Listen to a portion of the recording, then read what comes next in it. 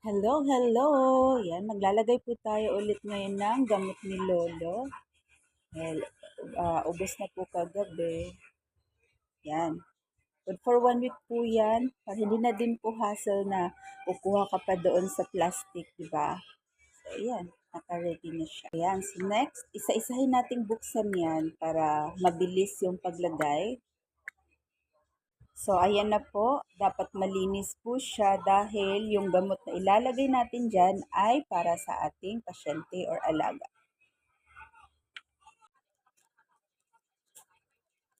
Yan, isahin natin lagyan.